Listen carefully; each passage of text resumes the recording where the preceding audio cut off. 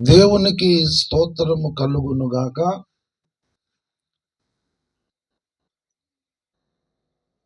ఈ కృతజ్ఞత మహోత్సవం పేరిట నిర్వహించబడుతున్నటువంటి ఈ సమాజ కూటానికి ఆఖరుగా ఒక పాట పాడుతూ దేవుని ఉపదేశం వినడానికి మన మనస్సును జాగ్రత్తగా మనం సిద్ధపరుచుకుందాం. దైవజనులు, అపోస్తలులు అద్దంకి రంజిత్ ఫిరయ్య గారు రాసినటువంటి అద్భుతమైన ఆత్మాభిషిక్త గీతము యాత్రికుడి పదధ్వనులు సెక్షన్లో నుండి 57వ పాట.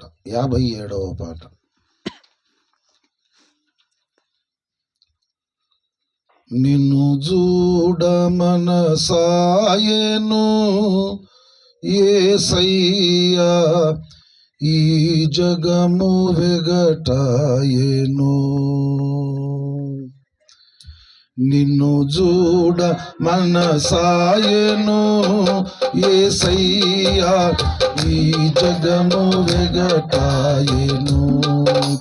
నీ ముఖము కనలేకను యేసయ్యా, బ్రతుకంత వెతలాయెను.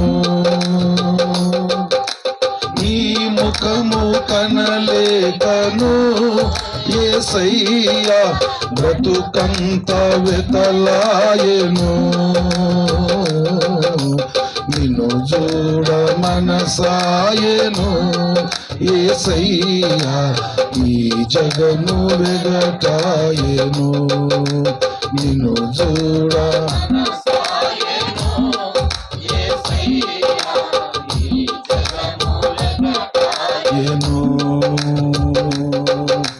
నిన్ను వీడి క్షణమైన మన జాలనయ్యా, నీ బ్రతుకుతే నీ ఘనత కోసమయ్యా.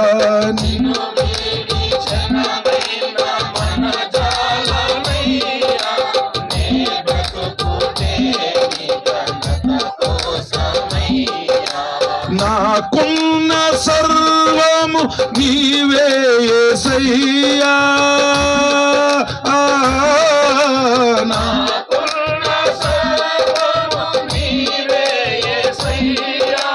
నిన్ను చూడని బ్రతుకెందుకయ్యా, కరుణించి ఒకసారి కనిపించుమయ్యా, కరుణించి ఒకసారి కనిపించుమయ్యా. నిన్ను చూడ మనసాయెను యేసయ్యా, ఈ జగము వెగటాయెను. నిన్ను చూడ ఈ జగము వెగటాయెను. కడు చిత్రముగా నన్ను నిర్మించినావు, కన్ను పాపవలి నన్ను కాపాడినావు.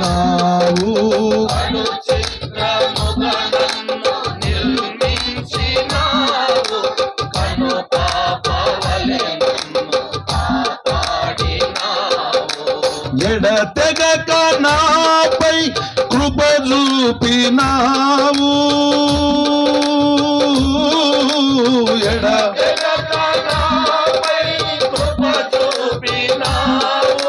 మితిలేని ప్రేమను కురిపించినావు. గురి ప్రేమలన్నిటిని మరిపించినావు, గురి ప్రేమలన్నిటిని మరిపించినావు. నిన్ను చూడ మనసాయెను యేసయ్యా, ఈ జగము వెగటాయెను.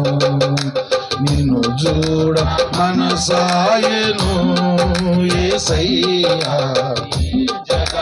వెగటాయెను. నీ మేళ్ళకై నేనేమియగలను, ఏ పాటి కానుక కల్పించగలను. నీ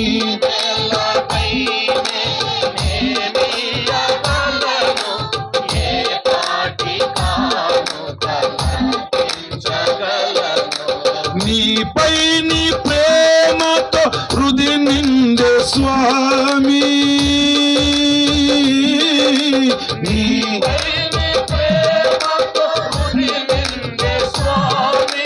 నీ చరణ కమలాల చుంబింపు స్వామి. నీ దాసునికి దర్శనమీయవేమి,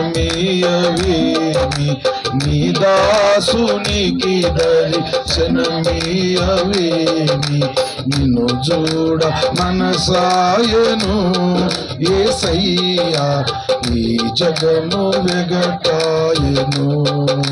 నిన్ను చూడ మనసాయను యేసయ్యా, ఈ జగము వెగటాయను.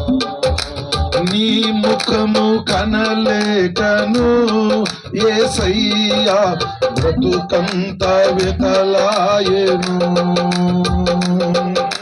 నీ ముఖము కనలేకను యేసయ్యా, బ్రతుకంత వెతలాయను. నిన్ను చూడ మనసాయను యేసయ్యా, ఈ జగము వెగటాయను. నిన్ను చూడ మనసాయను యేసయ్యా, ఈ జగము వెగటాయను.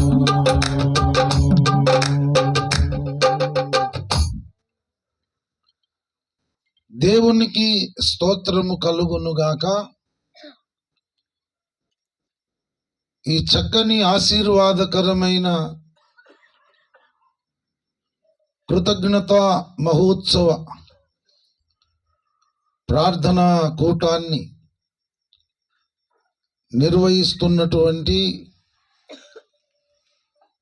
స్వామి సునీత దంపతులకు, వారి కుటుంబానికి, వారు దేవుని పట్ల కలిగి ఉన్నటువంటి కృతజ్ఞత బుద్ధితో వారు ఏర్పాటు చేసినటువంటి ఈ ఆశీర్వాదకరమైన కృతజ్ఞత మహోత్సవానికి విచ్చేసినటువంటి మీ ప్రతి ఒక్కరికి యూట్యూబ్ లైవ్లో వీక్షించబోతున్న వారికి, వీక్షిస్తున్న వారికి, రికార్డ్ అవుతున్నటువంటి ఈ ఉపదేశం వినబోతున్న ప్రతి ఒక్కరికి పేరు పేరు వరుసన ప్రభువైన యేసుక్రీస్తు పరిశుద్ధ నామంలో నా హృదయపూర్వకమైన వందనాలు, కృతజ్ఞతలు తెలియజేస్తున్నాను. ఈ సమయంలో నేరుగా దేవుని పరిశుద్ధ వాక్యములో నుండి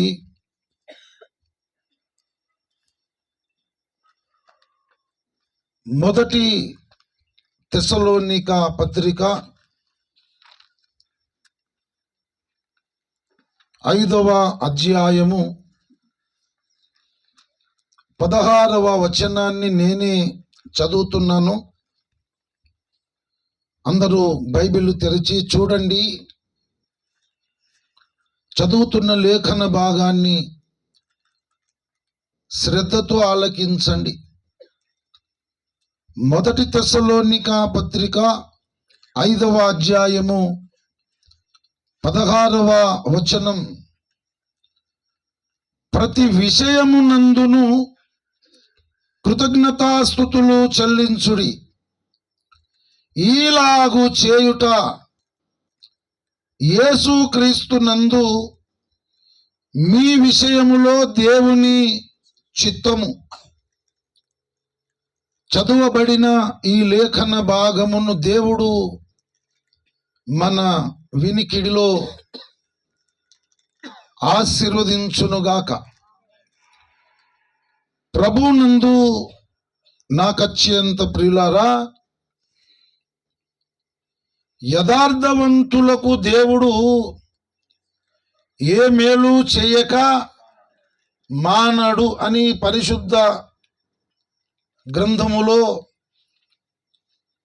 84వ కీర్తన 11వ వచనంలో మనకు కనబడుతుంది. దేవుడైన యెహోవా సూర్యుడును కేడెమునై ఉన్నాడు. యెహోవా కృపయు ఘనతయు అనుగ్రహించును. యథార్థముగా ప్రవర్తించు వారికి ఆయన ఏ మేలును చేయక మానడు. యథార్థవంతులకు దేవుడు ఏ మేలు చేయక మానడు. ఎందుకు? యథార్థవంతులంటే దేవునికి ఎంతగానో ఇష్టము. సామెతల గ్రంథము 11వ అధ్యాయము 20వ వచనం, మూర్ఖ చిత్తులు యెహోవాకు హేయులు, యథార్థముగా ప్రవర్తించువారు ఆయనకిష్టులు. యథార్థవంతులంటే దేవునికి చాలా చాలా ఇష్టం.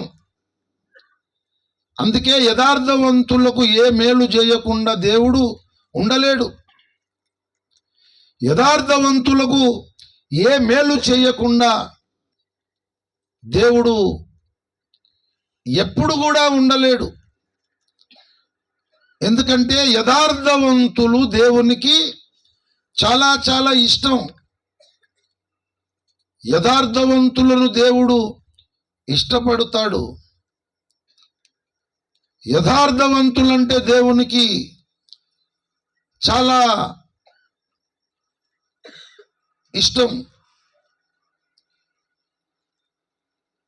అందుకే దేవుడు యథార్థవంతులకు ఏ మేలు చేయకుండా ఉండడు. అందుకే యథార్థవంతుల గుడారము వర్ధిల్లుతుంది అని సామెతల గ్రంథం 14వ అధ్యాయం 11వ వచనం, భక్తిహీనుల ఇల్లు నిర్మూలమగును, యథార్థవంతుల గుడారము వర్ధిల్లును. యథార్థవంతులకు దేవుడు ఏ మేలు చేయకుండా ఉండలేడు. యథార్థవంతుల గుడారమును, యథార్థవంతుల ఇంటిని దేవుడు ఆశీర్వదిస్తాడు, వర్ధిల్ల చేస్తాడు. దానికి కారణం ఏంటి చెప్పండి? దానికి కారణం ఏంటంటే యథార్థవంతులంటే దేవునికి ఎంతగానో ఇష్టము. అందుకే యథార్థవంతులకు ఆయన ఏ మేలు చేయకుండా ఉండలేడు. యథార్థవంతుల గుడారమును, ఇంటిని ఆశీర్వదించకుండా దేవుడు ఉండలేడు. అయితే యథార్థవంతుల ప్రాథమిక లక్షణం, ప్రాథమిక విద్య అనేది ఒకటి ఉంటుంది కదా. 1వ తరగతి నుండి 5వ తరగతి వరకు ప్రాథమిక విద్య అంటాం. ఆ తర్వాత ప్రాథమికోన్నత పాఠశాల, primary school, upper primary school, తర్వాత హై స్కూల్. ప్రాథమిక విద్య అని 1వ తరగతి నుండి 5వ తరగతి వరకు. ఇక నీవు 7వ తరగతి చదవాలనుకున్నా, 10వ తరగతి చదవాలనుకున్నా, ఇంటర్మీడియట్ చదవాలనుకున్నా, డిగ్రీ చదవాలనుకున్నా, మరి పీజీ చదవాలనుకున్నా, ఇంకా నువ్వు ఎంబీబీఎస్, ఇంజనీరింగ్, నువ్వు ఏ చదువులైనా, ఐపీఎస్ కానీ ఐఏఎస్ కానీ, నువ్వు ఏవి చదవాలనుకున్నా ప్రాథమిక విద్య పునాది లాంటిది. అందుకే యథార్థవంతుల ప్రాథమిక లక్షణం ఏంటి? 33వ కీర్తన 1వ వచనంలో పరిశుద్ధాత్మ దేవుడు రాయించాడు, నీతిమంతులారా యెహోవాను బట్టి ఆనందగానము చేయుడి, స్తుతి చేయుట యథార్థవంతులకు శోభస్కరము. ఇప్పుడు చెప్పండి, మీకు అర్థమై ఉంటుంది. యథార్థవంతుల ప్రాథమిక లక్షణం ఏంటి? స్తుతి చేయుట. స్తుతి చేయుట యథార్థవంతుల ప్రాథమిక లక్షణం. యథార్థవంతులు అంటే ఎవరు? ఎల్లవేళలా దేవుణ్ణి స్తుతించడానికి ఇష్టపడేవారు, ఎల్లవేళలా దేవునికి స్తోత్రగానం చేయడానికి తాపత్రయపడేవారు, ఎల్లవేళలా దేవునికి సంపూర్ణమైన మహిమను ఆరోపించడానికి ఆరాటపడేవారు, ఎల్లవేళలా దేవునికి కృతజ్ఞతాస్తుతులు చెల్లించడానికి ఆశపడేవారు, ఎల్లవేళలా దేవుని నామమును గొప్ప చేయడానికి తగతగలాడేవారు. ఇవి యథార్థవంతుల లక్షణాలు. ఇటువంటి యథార్థవంతులకు దేవుడు ఏ మేలైనా చేస్తాడు. ఏ మేలు చేయకుండా ఉండలేడు. ఇటువంటి లక్షణాలు కలిగిన యథార్థవంతుల గుడారమును దేవుడు ఆశీర్వదిస్తాడు. ఇటువంటి యథార్థవంతుల గుడారము వర్ధిల్లుతుంది. దేవుడు చేసే ఉపకారములు, దేవుడు చేసే మేలులు బాగా గుర్తుపెట్టుకొని, జ్ఞాపకం పెట్టుకొని దేవుని పట్ల కృతజ్ఞత బుద్ధి కలిగి దేవుణ్ణి స్తుతించడానికి, దేవునికి కృతజ్ఞతాస్తుతులు చెల్లించడానికి, దేవునికి స్తోత్రగానము చెయ్యడానికి, దేవుని నామమును గొప్ప చేయడానికి, దేవునికి సంపూర్ణమైన మహిమను ఆరోపించడానికి ఎవరైతే ఎల్లవేళలా హృదయము నిండా, మనసు నిండా, గుండెల నిండా కృతజ్ఞత బుద్ధితో నింపబడి దేవుని పట్ల కృతజ్ఞత అనే భావం ఎల్లప్పుడూ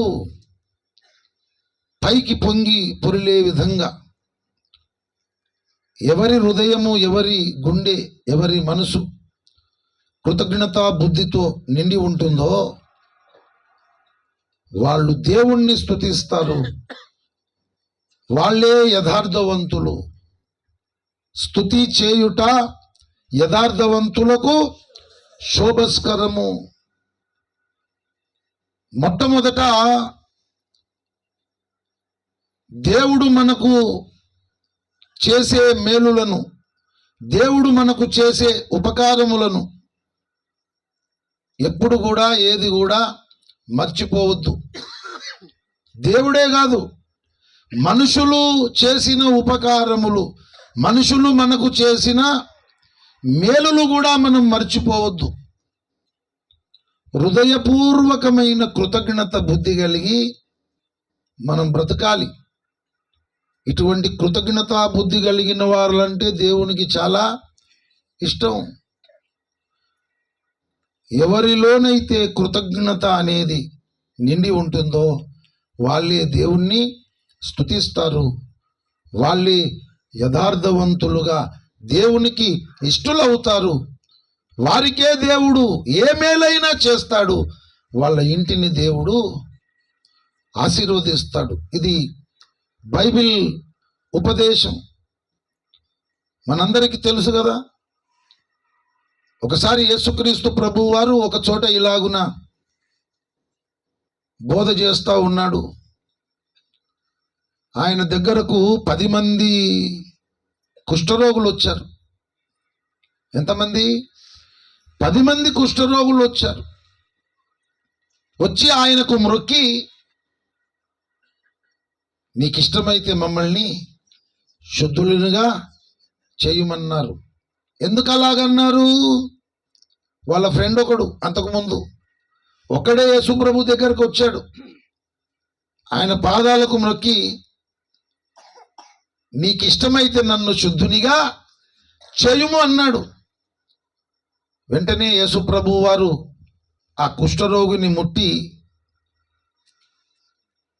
నాకిష్టమే, నువ్వు శుద్ధుడవు కమ్ము అన్నాడు. వెంటనే కుష్ఠరోగమంతా మటుమాయమైపోయి పసిపిల్ల దేహంలాగా అయిపోయింది. ఆ వ్యక్తి ఆ కుష్ఠరోగులు అడుక్కునేటువంటి ఆ గుడి మెట్ల దగ్గరికి వెళ్ళినప్పుడు అక్కడున్న కుష్ఠరోగులు ఆశ్చర్యపడ్డారు. వీడు మనోడేనా లేక మనోనిని పోలినటువంటి ఇంకొకడా అని బాగా తేరి చూశారు. తర్వాత అర్థమైంది, వీడు మనోడే. మాలాగా నీవు కూడా కుష్ఠరోగి అయి ఉన్నావు. ఇప్పుడేమో నీ దేహము పసిపిల్ల దేహం వలె ఉంది, ఎక్కడికి వెళ్ళావు అని చెప్పి వాళ్ళు అడిగినప్పుడు, యేసుక్రీస్తు ప్రభు దగ్గరికి వెళ్ళాను, ఆయన పాదాలకు మ్రొక్కాను, నీకు ఇష్టమైతే నన్ను శుద్ధునిగా చేయమన్నాను. ఆయన వెంటనే ముట్టాడు, నాకు ఇష్టమే, నువ్వు శుద్ధుడవు కమ్మన్నాడు. వెంటనే నేను స్వస్థత పొందుకున్నాను. ఈ 10 మంది కుష్ఠరోగులు కట్టగట్టుకొని యేసు ప్రభు దగ్గరికి వెళ్ళారు. వీళ్ళు కూడా యేసు ప్రభు పాదాలకు మ్రొక్కారు. బోధకుడా, నీకు ఇష్టమైతే మమ్మల్ని శుద్ధులుగా చేయమన్నారు. అప్పుడు యేసు ప్రభు ఏమన్నాడు తెలుసా? మీరు వెళ్ళండి, మార్గ మధ్యంలో మీరు బాగవుతారు. ఆ 10 మంది కుష్ఠరోగులు నడుచుకుంటూ వెళ్తున్నారు. కొంత దూరం వెళ్ళిన తర్వాత 10 మంది కుష్ఠరోగులకు 10 మంది కుష్ఠరోగులు బాగుపడ్డారు. అయితే ఆ 10 మంది కుష్ఠరోగులు బాగుపడ్డ తర్వాత వెనుదిరిగి వచ్చిన వాడు ఒకే ఒక్కడు. ఎందుకు మీరు వెళ్ళండి, మార్గ మధ్యంలో బాగవుతారని ఎందుకన్నాడు? మార్గ మధ్యంలో వీళ్ళందరూ బాగవుతారు. మరి ఇన్ని సంవత్సరాలు కుష్ఠరోగముతో ఉన్నటువంటి మేము బాగుపడ్డాము, ఆరోగ్యవంతులమయ్యాము. ఇంతటి గొప్ప స్వస్థతనిచ్చినటువంటి ఆ యేసుక్రీస్తు పాదాలను మ్రొక్కి ఆయనకు కృతజ్ఞతాస్తుతులు చెల్లించి ఆయనను మహిమపరచుదామని కృతజ్ఞతా బుద్ధితో ఎంతమంది తిరిగి వస్తారో చూద్దామని యేసు ప్రభు వారు అలా చేశాడు. అయితే ఆ 10 మంది కుష్ఠరోగులు బాగుపడ్డారు. అందులో ఒక్కడు మాత్రము గొప్ప శబ్దముతో దేవునికి కృతజ్ఞతాస్తుతులు చెల్లిస్తూ యేసుక్రీస్తు ప్రభువు వద్దకు పరిగెత్తుకొని వచ్చేస్తున్నాడు. లూకా సువార్త 17వ అధ్యాయము, లూకా సువార్త 17వ అధ్యాయము 13. యేసు ప్రభువా మమ్ము కరుణించుమని కేకలు వేసిరి. ఆయన వారిని చూచి, మీరు వెళ్ళి మిమ్మును యాజకులకు కనపరుచుకొనుడని వారితో చెప్పెను.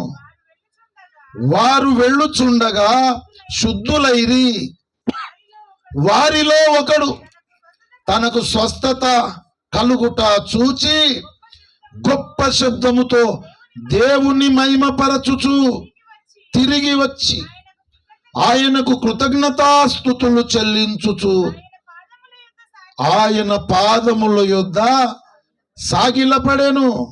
వాడు సమరయుడు. అందుకు యేసు 10 మంది శుద్ధులైరి కారా, ఆ 9 ఎక్కడ ప్రశ్నిస్తున్నాడు. 10 మంది బాగుపడ్డారు కదా, ఆ 9 ఎక్కడ అంటే అడ్రస్ లేదు. మా రోగం అయితే పోయింది, మేమైతే బాగుపడ్డాం, ఇక ఆ బోధకునితో మాకు పని ఏంటి, ఆ యేసుక్రీస్తుతో మాకు పని ఏంటి అని వాళ్ళు ముందుకే నడక కొనసాగించినారు. కానీ ఆ 10 మందిలో ఈ ఒక్కని మనస్సాక్షి ఒప్పుకోలేదు. ఇన్ని సంవత్సరాలు కుష్ఠరోగముతో నేను ఎంతో బాధపడ్డాను, ఎవరు నాకు షేక్ హ్యాండ్ ఇవ్వలేదు, ఎవరు ఇంట్లోకి నన్ను భోజనానికి పిలవలేదు, నన్ను చూసి అందరూ దూరముగా నిలబడ్డారు. గుడి మెట్ల దగ్గర కూర్చుండి భిక్షం అడుక్కున్నాను. కానీ యేసుక్రీస్తు ప్రభువారు ఒక్క మాట చెప్పడము ద్వారా నేను బాగుపడ్డాను. కుష్ఠరోగం మటుమాయమైపోయింది. ఇంత మేలు, ఇంత ఉపకారము చేసిన యేసుక్రీస్తు ప్రభువు పాదాలను నేను మ్రొక్కాలి, ఆయనకు కృతజ్ఞతాస్తుతులు చెల్లించాలి, ఆయనను మహిమపరచాలనుకొని పరిగెత్తుకుంటూ వస్తున్నాడు. మామూలుగా కాదు, పరిగెత్తుకుంటూ రావడం ఒకెత్తు, గొప్ప శబ్దముతో కేకలు వేయడం ఇంకొక ఎత్తు. వారిలో ఒకడు తనకు స్వస్థత కలుగుట చూచి గొప్ప శబ్దముతో దేవుణ్ణి మహిమపరచుచు తిరిగి వచ్చి ఆయనకు కృతజ్ఞతాస్తుతులు చెల్లించుచు ఆయన పాదముల యొద్ద సాగిలపడెను. యేసుప్రభు దగ్గరికి వచ్చి మేము బాగుపడ్డాము అని చెప్పి ఆయనకు మొక్కితే మన ఫీజు అడుగుతాడా? ఏం అడగడు కదా. ఆ 9 ఏం లేదు, కృతజ్ఞత హీనులు వాళ్ళు, కృతజ్ఞత హీనులు, కృతజ్ఞత లేనివారు. ప్రభువునందు ప్రియులారా, ఆ 10 మందిలో ఈ ఒక్కనికి కృతజ్ఞత బుద్ధి ఉంది. అందుకే గొప్ప శబ్దముతో దేవుణ్ణి మహిమపరచుచు కృతజ్ఞతా స్తుతులు చెల్లిస్తూ యేసయ్య పాదాల చెంత సాగిలపడ్డాడు. ప్రభువునందు ప్రియులారా, ఇటువంటి కృతజ్ఞత బుద్ధి గల వారి కొరకు ఆయన ఎదురు చూస్తున్నాడు. ఇటువంటి కృతజ్ఞత బుద్ధి గలవారంటే దేవునికి చాలా ఇష్టం. ఈ కడవరి దినములలో, ఈ అంచె దినములలో, అపాయకరమైన ఈ కాలములో మనుషులు చేసిన ఉపకారములను గాని, దేవుడు చేసిన ఉపకారములను గాని మరిచిపోయి కృతజ్ఞతహీనులై, కృతజ్ఞత లేనివారుగా ఈ సమాజం కనబడుతున్నారు. ఇలాగుంటారని యేసు ప్రభువు వారు పరిశుద్ధ గ్రంథంలో వ్రాయించినాడు. అంచె దినములలో అపాయకరమైన కాలములు వస్తాయన్నాడు. ఏంటి? మనుషులు కృతజ్ఞత లేనివారుగా ఉంటారు. 2వ తిమోతి పత్రిక 3వ అధ్యాయము 1వ వచనం, అంచె దినములలో అపాయకరమైన కాలములు వచ్చునని తెలుసుకొనుము. ఏలగనగా మనుషులు స్వార్థ ప్రియులు, ధనాపేక్షులు, బింకములాడువారు, అహంకారులు, దూషకులు, తల్లిదండ్రులకు అవిధేయులు, కృతజ్ఞత లేనివారు. అంచె దినాలలో, కడవరి దినాలలో మనుషులు కృతజ్ఞత లేనివారుగా బ్రతికేస్తారు. వీళ్ళని చూసి దేవుడు అసహించుకుంటాడు. కృతజ్ఞత లేని వారిని దేవుడు చూసినప్పుడు దేవునికి అసహ్యం కలుగుతుంది. కృతజ్ఞత కలిగిన వారిని చూసినప్పుడు దేవునికి ఎంతో ఇష్టం కలుగుతుంది. మనం ఉంటున్న సమాజంలో మనుషులు కూడా మనకు ఎన్నెన్నో మేలులు చేస్తారు, ఎన్నెన్నో ఉపకారములు చేస్తారు, ఎన్నో ఆపదలకు మనల్ని ఆదుకుంటారు. మరి చాలా లోపభూయిష్టమైనటువంటి స్థితిలో ఉన్నటువంటి మనలను ఒక మంచి స్థాయికి తీసుకొస్తారు. ఆ మనుషులను గుర్తుపెట్టుకోవాలి, జ్ఞాపకం పెట్టుకోవాలి. వాళ్ళు చేసిన ఉపకారములకు, వాళ్ళు చేసిన మేలులకు భూమి మీద ఆఖరి శ్వాస పీల్చి వదిలేదాకా కృతజ్ఞత కలిగి మనం ఉండాలి. మనుషులు పై రూపాన్ని లక్ష్య పెడతారు, దేవుడైతే హృదయమును లక్ష్య పెడతాడు. మన హృదయము నిండా, మన అంతరంగము నిండా మనుషులు చేసిన మేలులకు, మనుషులు చేసిన ఉపకారములకు, దేవుడు చేసిన మేలులకు, దేవుడు చేసిన ఉపకారములకు నిండు కృతజ్ఞత బుద్ధి కలిగి ఎవరైతే ఉంటారో వాళ్ళంటే దేవునికి చాలా ఇష్టం. అందుకే వారిని దేవుడు ఆశీర్వదిస్తాడు, వారి కుటుంబాన్ని దేవుడు ఆశీర్వదిస్తాడు. ప్రభువునందు ప్రియులారా, కానీ కడవరి దినములలో, అంచె దినములలో మనుషులు ఏమవుతారు? కృతజ్ఞత లేనివారుగా బ్రతికేస్తారు. ప్రభువునందు ప్రియులారా, ఇప్పటి సమాజం ఎలాగుంది? ఎవడైతే మేలు చేస్తాడో, ఎవడైతే ఉపకారం చేస్తాడో వానికే కీడు చేసే సమాజం. దేవుడు మేలులు చేయాలనుకుంటాడు, దేవుడు ఉపకారములు చేయాలనుకుంటాడు. ఎవరి ద్వారా చేస్తాడు? డైరెక్ట్గా దేవుడే దిగొచ్చు చేస్తాడా? భూమి మీద కొంతమంది మనుషులను దేవుడే వాడుకొని వాళ్ళ ద్వారా మనకు మేలు చేస్తాడు, వాళ్ళ ద్వారా ఉపకారములు దేవుడు మనకు చేస్తాడు. ఆ దేవుని పట్ల కృతజ్ఞత కలిగి ఉండాలి. దేవుడు వాడుకున్న మనుషుల పట్ల కూడా కృతజ్ఞత కలిగి ఉండాలి. అటువంటి కృతజ్ఞత బుద్ధి గలవారంటే దేవునికి చాలా ఇష్టం. అటువంటి కృతజ్ఞత బుద్ధి గలవారే దేవుణ్ణి స్తుతిస్తారు. కనుక మనం చదువుకున్న మూలవాక్యం 1 తెస్సలోనిక పత్రిక 5:16, ప్రతి విషయమునందును కృతజ్ఞతాస్తుతులు చెల్లించుడి, ఈలాగు చేయుట యేసుక్రీస్తునందు మీ విషయంలో దేవుని చిత్తము. ప్రతి విషయములో మనము దేవునికి కృతజ్ఞతాస్తుతులు చెల్లించాలి. జాగ్రత్తగా వినండి, కొన్ని విషయాల్లో కాదు, ప్రతి విషయములో దేవునికి కృతజ్ఞతాస్తుతులు మనం చెల్లించాలి. అంతేకాదు, మనము భోజనము చేసినను, పానము చేసినను, మరేది చేసినను దేవుని మహిమ కొరకు చెయ్యాలి. 1 కొరింథీ పత్రిక 10:31 మనందరికి తెలుసు. కాబట్టి మీరు భోజనము చేసినను, పానము చేసినను, మరేమి చేసినను సమస్తమును దేవుని మహిమ కొరకు చెయ్యుడి.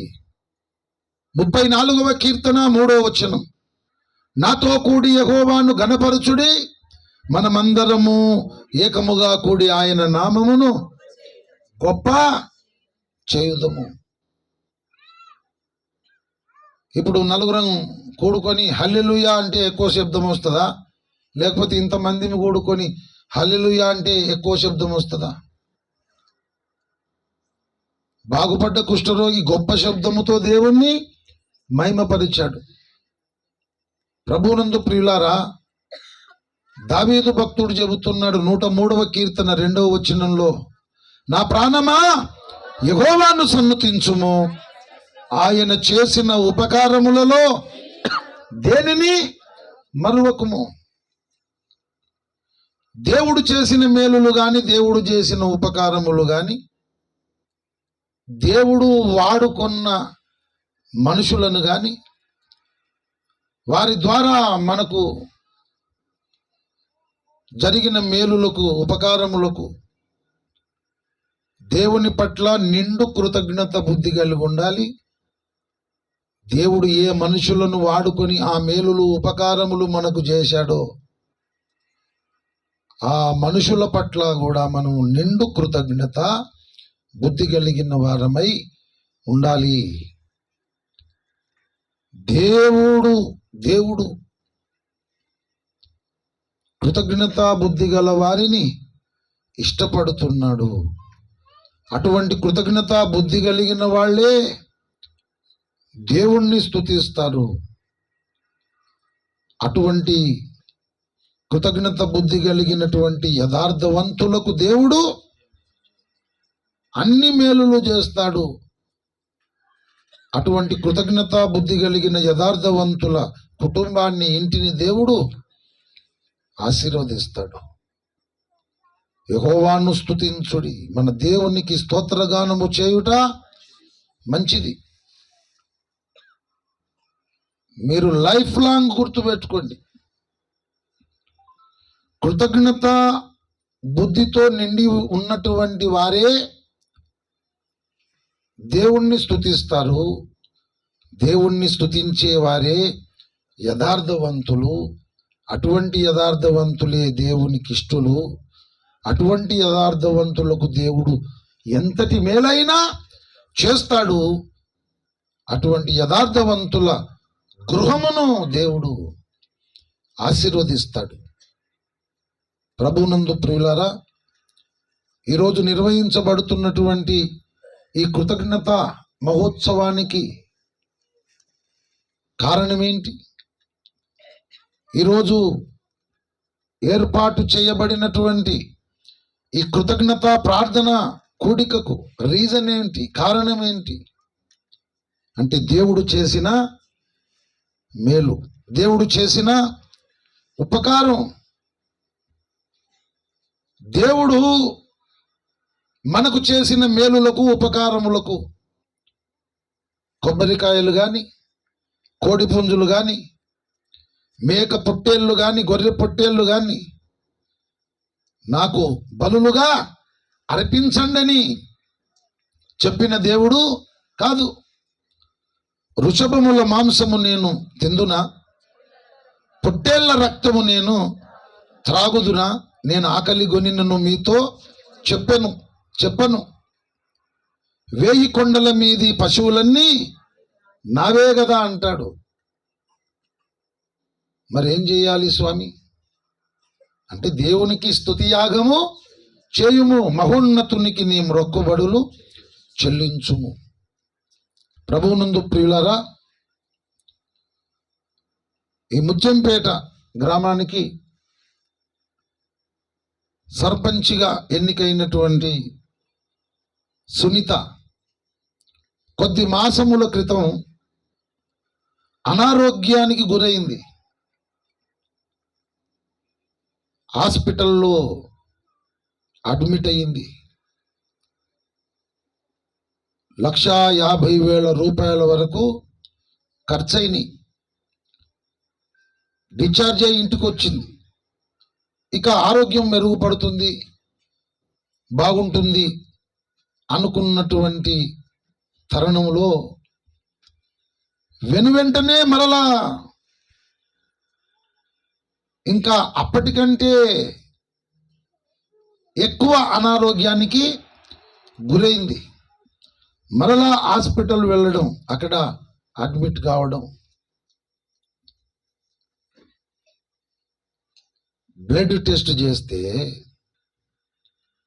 ప్లేట్లెట్స్, తెల్ల రక్త కణాలు 7,000 వచ్చినాయి. డాక్టర్ గారేమో చాలా పెద్ద మేజర్ ఆపరేషన్ చేయాలంటాడు. ఎంత ఖర్చు అవుతుంది సార్ అంటే 5 లక్షలు అవుతుందని ఆయన ఫోన్లో మాట్లాడి చెప్పాడు. మరి 5 లక్షలు ఆపరేషన్కే అవుతుందంటే మరి అసలు విషయం ఏంటి అని చెప్పి రాజేందర్ నేను ఇద్దరం కారులో హాస్పిటల్కు వెళ్ళాము. సారు కూర్చున్నారు, సారు ముందు మేము కూర్చున్నాం. ప్యాకేజ్ 5 లక్షలు అంటే మేము రిక్వెస్ట్ చేసి మరి ఒక 2 లక్షలు చేయండి సార్ మరి అని చెప్పాము. సార్ అన్నాడు, ఇక 3 లక్షలు అంతకంటే ఎక్కువ మనం చేయలేము, ఎందుకంటే నేను ఈ ఐరిస్కు ఆపరేషన్ కనుక ఆపరేషన్ చేయడానికి పరికరాలు హైదరాబాద్ నుంచి నేను తెప్పించాలి, ఇంకొక డాక్టర్ను కూడా నేను పిలిపించాలి అని చెప్పినప్పుడు మేము రిక్వెస్ట్ చేశాము. డాక్టర్ గారు కూడా దయ చూపాడు. 2,50,000 ప్యాకేజ్ అది, మిగతా ఖర్చులు వేరు. 2,50,000 ఆపరేషన్కు. ఆపరేషన్ చేద్దామంటాడు ఆయన, కానీ టెస్ట్ చేస్తే 7,000 రక్త కణాలే ఉన్నాయి, తెల్ల రక్త కణాలు. మరి ఆపరేషన్ చేసేటప్పుడు ఏమైనా అయితే మేము చెప్పాము, దేవుని మీద పరిపూర్ణమైన నమ్మకం విశ్వాసం ఉంది సార్, ప్రాణాపాయం అయితే జరగదు. సునీతకు కూడా దేవుని మీద ఆ సంపూర్ణమైన నమ్మకం ఉంది, మీరు ఆపరేషన్కి సిద్ధంగా అని చెప్పినప్పుడు సారు చాలా చక్కగా ఆపరేషన్ చేశాడు. సక్సెస్ఫుల్గా ఆపరేషన్ జరిగింది. విచిత్రం ఏంటంటే ఆపరేషన్ అయిన సంగతి సునీత స్పృహలోకి వచ్చిన తర్వాత కూడా తెలియదు. అంటే ఏమాత్రమో నొప్పి లేనటువంటి పరిస్థితి. ఎవరికైనా మత్తు ఇంజెక్షన్ ఇచ్చి ఆపరేషన్ చేస్తారు, తీసుకొచ్చి బెడ్ మీద వేసినప్పుడు ఒక రోజంతా ఎంతో ఆయాసం ఉంటుంది, నొప్పులు ఉంటాయి, చాలా ఇబ్బంది పడతారు. అలాంటి ఇబ్బంది ఏం పడలేదు సునీత. అసలు ఆపరేషన్ అయిందా కాలేదా అన్నంత ఆరోగ్యం కలిగింది.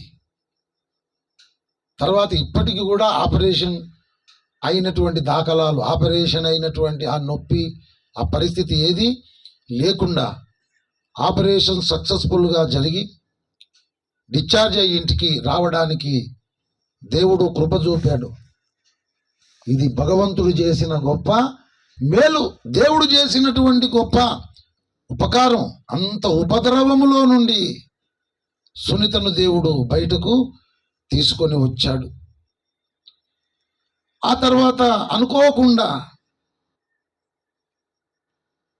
గ్రామ పంచాయతీ సర్పంచ్ ఎలక్షన్స్ రావడం, సునీతను సర్పంచ్ అభ్యర్థిగా పోటీ చేయమని మరి కొంతమంది బలపరచడం, ఇంకా కోలుకోలేని పరిస్థితే. హాస్పిటల్ నుంచి వచ్చిన కొద్ది దినాలకే నామినేషన్ వేశారు. ఇక హోరాహోరీ పోరు జరిగింది, మీ ఊర్లో తెలుసు. దేవుని మహాకృప చేత మరి సర్పంచ్గా సునీత గెలుపొందింది. సర్పంచి అంటే గ్రామానికి ప్రథమ పౌరురాలు. అది ఉన్నతమైనటువంటి మంచి పదవి. మరి చావుగోతి నుండి దేవుడు బయటకు తీసుకొని రావడం, తీసుకొచ్చిన తర్వాత సింహాసనం మీద కూర్చుండబెట్టడం, ఉన్నతమైన పదవి ఇవ్వడం, ఇది దేవునికి మాత్రమే సాధ్యం అవుతుంది, కానీ ఇంకెవరికి సాధ్యం కాదు. దేవుడు చేసినటువంటి ఈ 2 గొప్ప కార్యములను, దేవుడు చేసినటువంటి ఈ 2 ఉపకారములను గుర్తు పెట్టుకొని, జ్ఞాపకం పెట్టుకొని ఈరోజు ఈ కృతజ్ఞత మహోత్సవాన్ని నిర్వహించడము ద్వారా దేవుడు ఎంతో సంతోషిస్తున్నాడు, దేవుడు ఎంతో ఆనందిస్తున్నాడు. దేవుడు చేసిన మేలులను, ఉపకారములను మర్చిపోకుండా గుర్తు పెట్టుకొని, ఖర్చైనా పర్వాలేదు, కృతజ్ఞత మహోత్సవాన్ని ఏర్పాటు చేయాలి, కృతజ్ఞత ప్రార్థన కూడికను ఏర్పాటు చేయాలి అనే దృక్పథముతో ఈరోజు ఈ కృతజ్ఞత ప్రార్థన కూడిక నిర్వహించబడుతుంది. అంతేకాదు, ఇంకొక కారణం కూడా ఉంది.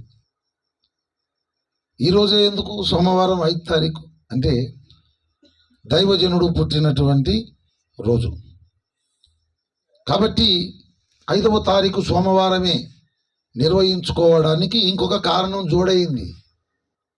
ఒకటి, ఆపరేషన్ సక్సెస్ఫుల్గా జరగడం, రెండవది సర్పంచ్గా గెలుపొందడం, మూడవది దైవజనుని పుట్టినరోజు. ఈ 3 అద్భుతమైనటువంటి కార్యాలను పురస్కరించుకొని ఈ కృతజ్ఞత ప్రార్థనా కూడిక ఏర్పాటు చేయడం జరిగింది. కనుక నేను దొరుకున్నటువంటి ఈ కొత్త డ్రెస్ కూడా మరి స్వామి సునీత వాళ్ళే గుర్తించారు. మరి దేవుడు వారిని, వారి కుటుంబాన్ని బహుగా ఆశీర్వదించాలని నేను హృదయపూర్వకంగా కోరుకుంటూ ప్రార్థిస్తున్నాను. మనమందరము కూడా దేవుడు చేసిన మేలులు కానీ, దేవుడు చేసిన ఉపకారములు కానీ, మనుషులు చేసిన మేలులు కానీ, మనుషులు చేసిన ఉపకారములు కానీ మర్చిపోకుండా నిండు కృతజ్ఞత బుద్ధితో మనం బ్రతకగలిగితే అటు పరమాత్మునికి ఇష్టలం అవుతాము, ఆయన ఆశీర్వాదములు, దీవెనలు సంపూర్ణముగా పొందుకోగలుగుతాము. అటువంటి జ్ఞానమును, ప్రత్యక్షతయు గల మనసు ఆ దేవదేవుడే, ఆ పరమాత్ముడే మనందరికీ దయచేయునుగాక. అందరూ తలలు వంచి కళ్ళు మూసుకోండి. దేవుడు పంపిన ఉపదేశము, సందేశము మనలో నిలిచి ఫలించున్నట్లు మనమందరము ఈ కడవరి దినములలో, ఈ అంచె దినములలో గుండెల నిండా, మనసు నిండా, హృదయం నిండా కృతజ్ఞత బుద్ధి కలిగి యథార్థవంతులమై దేవుణ్ణి స్తుతిస్తూ దేవుడిచ్చే ఆశీర్వాదములు, దీవెనలు సమృద్ధిగా మనం పొందుకుందాం. దేవుడు పంపిన ఉపదేశము, సందేశము మనలో నిలిచి ఫలించున్నట్లు దేవుని సేవకులు, కాసింపూర్లో సేవ చేస్తున్నటువంటి